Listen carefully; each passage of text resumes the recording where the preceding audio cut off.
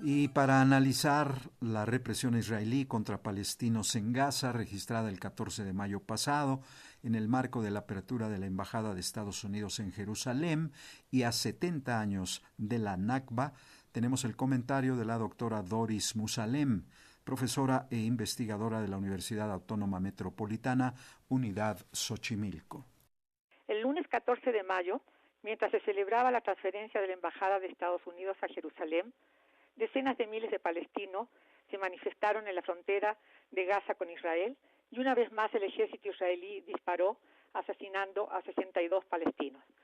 Recordemos que las manifestaciones iniciaron el 30 de marzo, hace 3 semanas, por la Gran Marcha del Retorno y hasta el 14 de mayo son hasta el momento 120 palestinos asesinados y más de 3.000 heridos.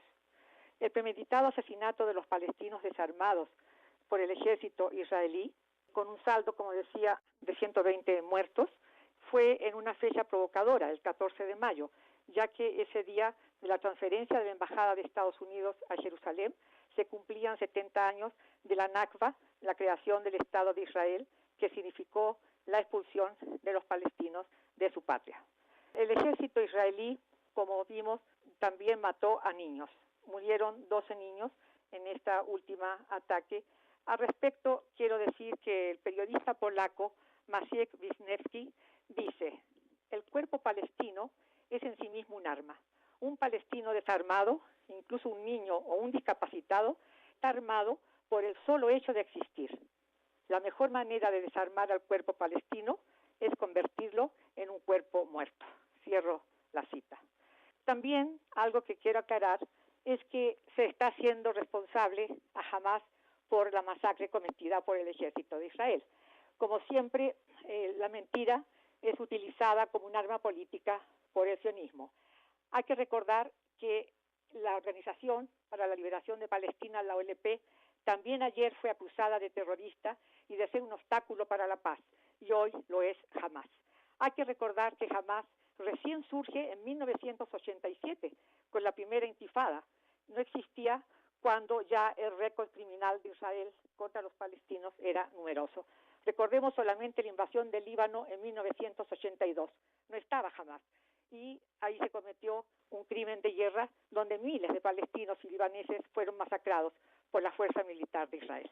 El objetivo de las masacres es ejercer presión política para que los palestinos acepten cualquier solución futura que liquide la causa palestina.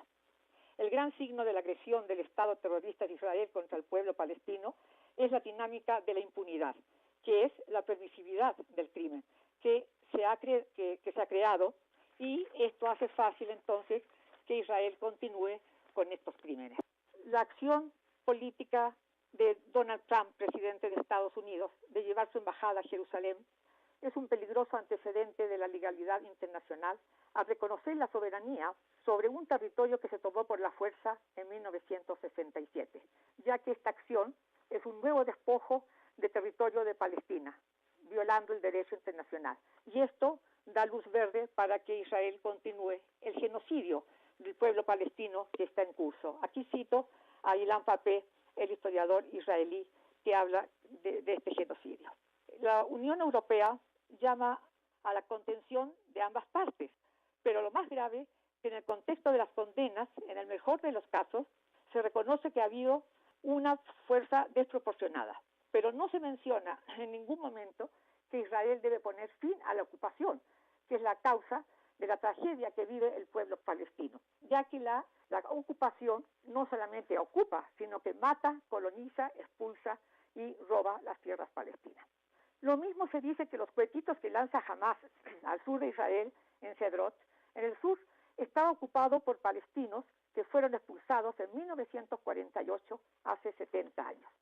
Y estos ataques de Hamás han servido de pretexto para bombardear a Gaza. Pero como ha dicho el periodista israelí Gideon Levy, no son los cohetitos, es la tierra. En efecto, enseguida del bombardeo contra Gaza en 2014, Israel expropió 500 hectáreas de territorio en Belén, ciudad palestina en la Cisjordania ocupada. Aquellos que se atreven a criticar a Israel por sus crímenes de guerra limitan su crítica haciendo responsables a los llamados gobiernos de derecha o de extrema derecha, como si los llamados gobiernos de izquierda izquierda o el Partido Laborista fueran menos peores. Pero históricamente esto es falso, ya que el sionismo es uno solo, y no hay matices ideológicos sobre su posición con respecto a Palestina. Todos ellos quieren vaciar Palestina de palestinos, objetivo que es la esencia del sionismo. Hay que recordar que el Partido Laborista fue el que inició la colonización de Palestina, inmediatamente después de la conquista de Gaza y Cisjordania en 1967, siendo la colonización, recordemos, según el derecho internacional, un crimen de guerra. Cierto que la comunidad internacional ha condenado estos crímenes y el 17 de mayo la ONU ha acusado a Israel de cometer crímenes de guerra contra los palestinos. Pero es urgente, como ya lo ha declarado el Consejo de Derechos Humanos, el envío de una protección internacional a Palestina para defender a la población de las agresiones que a diario comete el ejército israelí. Se ha dicho de que la ONU va a mandar una comisión para que investigue los sucesos en Gaza. ¿Qué es lo que se va a investigar? Sí, ya está bien documentado de que fueron muchos niños asesinados y muchos otros palestinos fueron asesinados por la espalda. Los palestinos están prisioneros en un campo de concentración el más grande del mundo, esto dicho por Baruch Timmerlin, un profesor israelí. Así que esto del tema de la seguridad de Israel es una falacia, como muchas otras cosas.